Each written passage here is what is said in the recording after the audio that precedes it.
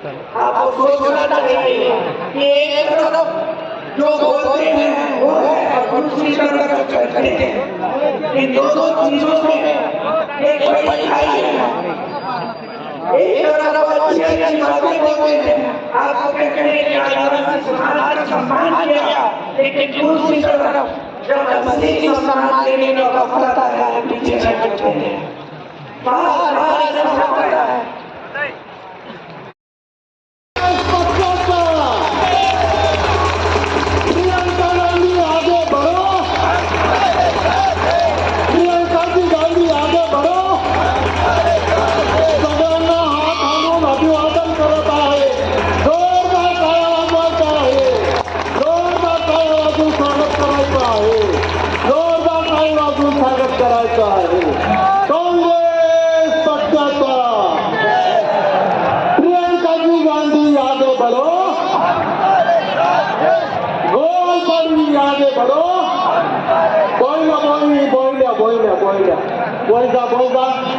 कोणीही उभं राहायचं नाही, विनंती आहे सर्व कार्यकर्त्यांना बसून घ्या सगळ्यांनी बसून घ्या, मेहरबानी करून बाळा तुम्हा उभी माझ्या इकडचे बसून घ्या.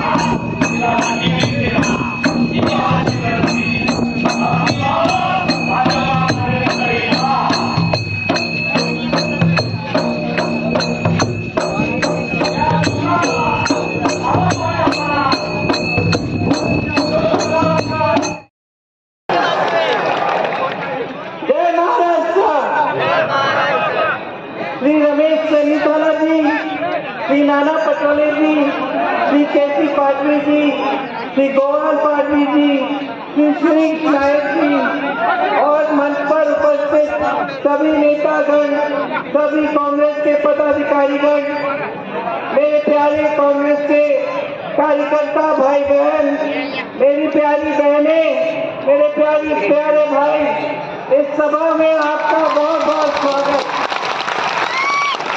मैं बहुत दिनों से प्रचार कर रही हूँ, इसलिए मेरा गला थोड़ा बैठा हुआ है, इसके लिए माफी चाहती हूँ। ये टोगरा माता जी, बाबा साहेब अम्बेडकर जी और बिरसा मुंडा जी और टंकिया मामा जी, गुलाम महाराज जी, एकलव्य जी की धरती को मैं नमन करती हूँ। शहीद श्री शिरीष कुमार जी को भी मैं नमन करती हूँ। ये एक पावन धरती है, आपकी धरती है। आपने इसको अपनी मेहनत से सींचा, अपनी श्रद्धा से सींचा। यहाँ आकर आज मुझे बहुत खुशी भी है, बहुत गर्व भी है।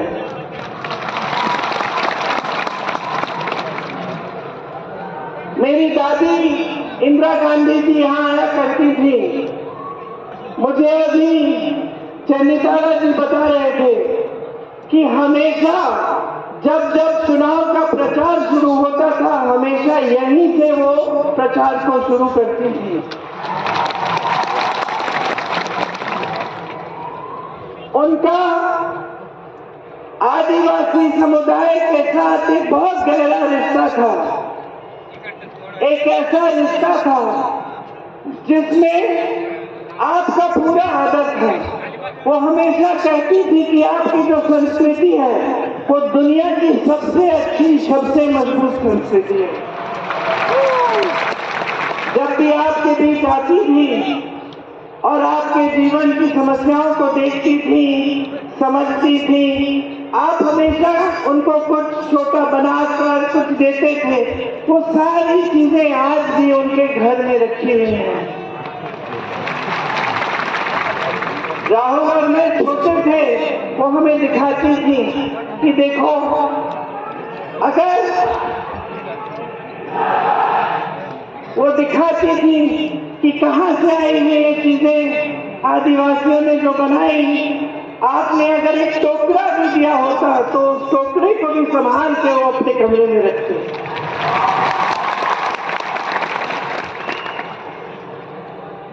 उनसे मेरी माता जी सोनिया जी ने भी आपका आदर करना, आपकी संस्कृति का आदर करना सीखा। इंदिरा जी ने आपको जल, जंगल और जमीन पर अधिकार दिया। संविधान को हमेशा मजबूत रखा, हमेशा अपने आपके अधिकारों के लिए लड़ी। जहां जहां आपको जरूरत थी वहां वहां वो आपके बीच आई और आपके जो अधिकार हैं, आपकी जो समस्याएं हैं, उनको सुलझाने के लिए काम किया, आपके अधिकारों को मजबूत करने का काम किया। सोनिया जी, जैसे मैंने कहा, मैं भी उनसे सीखा। कांग्रेस के समय में SC/ST सब प्लान बना। राजीव जी के समय में SC/ST अत्याचार निवारण कानून बना, जिससे अगर आप पर अत्याचार होता तो सख्त से सख्त कार्रवाई की जाती है। पेशा कानून भी कांग्रेस ने बनाया और मेरे पिताजी ने जो पंचायती राज का कानून लागू किया, इससे आपके अधिकार और भी मजबूत बने।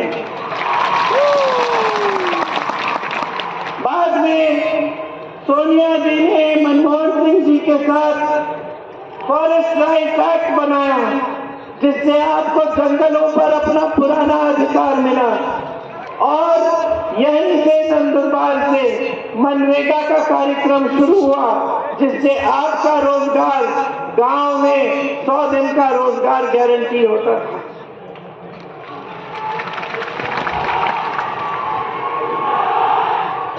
मेरे भाई राहुल गांधी जी आज देश में एक नेता होंगे जिन्होंने कन्याकुमारी से कश्मीर तक 4000 किलोमीटर की यात्रा पैदल की।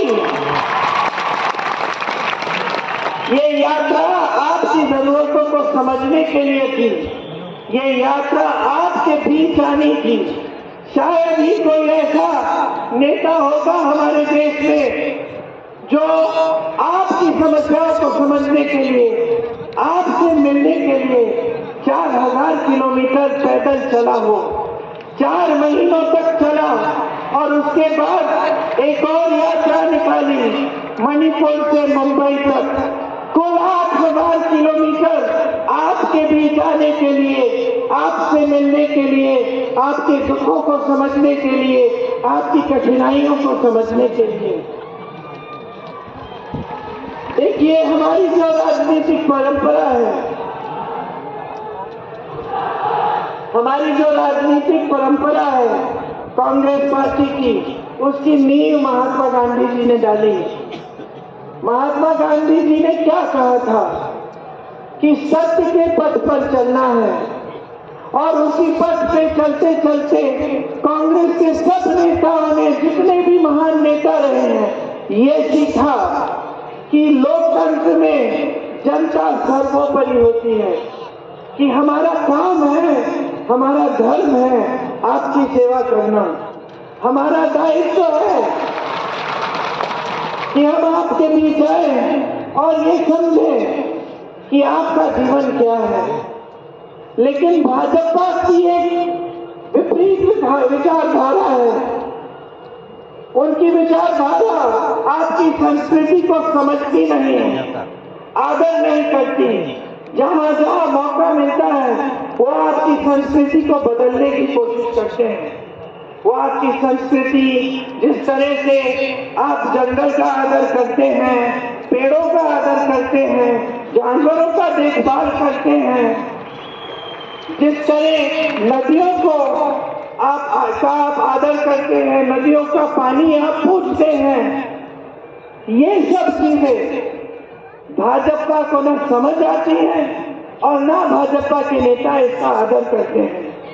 जहां जहां आदिवासियों पर अत्याचार हुआ है, बड़े से बड़ा नेता प्रधानमंत्री मोदी जी जितने बड़े नेता और उनके सारे मंत्री चुप रहे हैं।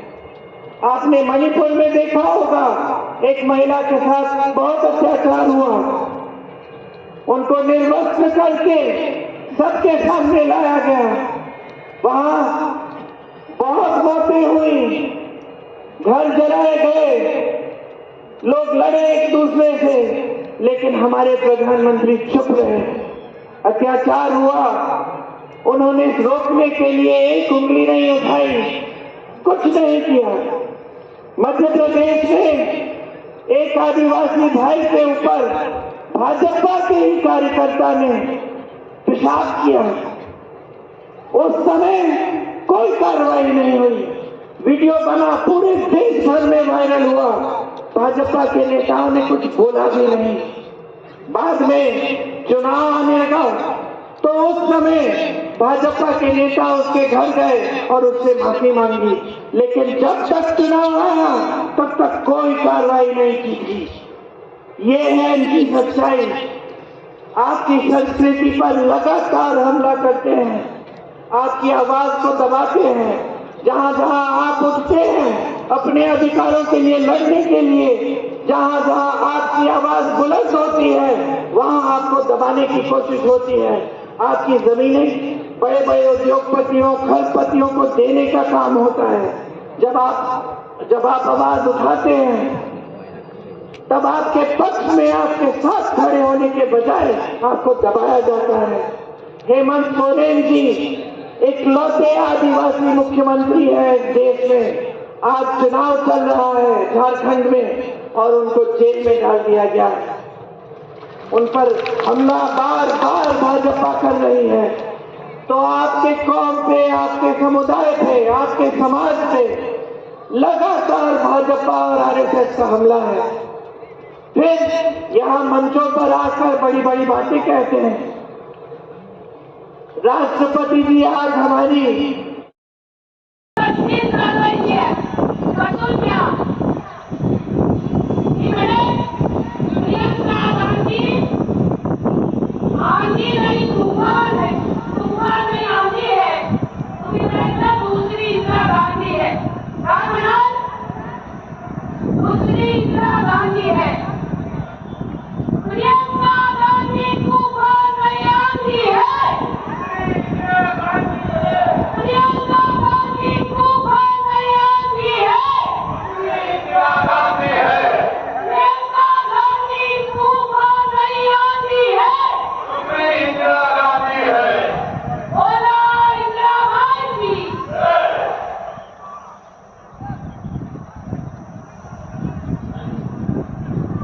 आजचा हा उत्साह आमच्या मतदार बंधू भगिनींचा, सर्व बंधू आणि भगिनींचा उत्साह पाहून मला भारतीय राष्ट्रीय काँग्रेसचे वंचित पक्षाचे लोकसभेचे अधिकृत उमेदवार आदरणीय गोवारी त्यांच्याबद्दल एक शेर आठवतो की दादा जिंदगी की असली उड़ान अभी बाकी है, आपके इरादों का इतिहास अभी बाकी है, अभी तो नाते है दादा आपको मुट्ठी भर जमीन, आगे सारा आसमान बाकी है।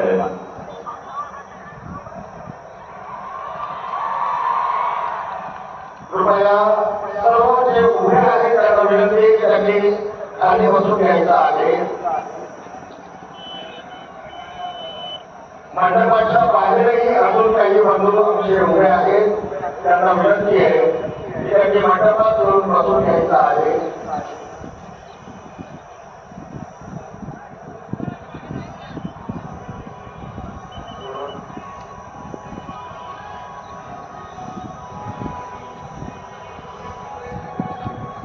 साउंड सिस्टम के कंट्रोलर, साउंड सिस्टम बहुत जरा गाने लगा, पब्लिक को गाना चाहिए।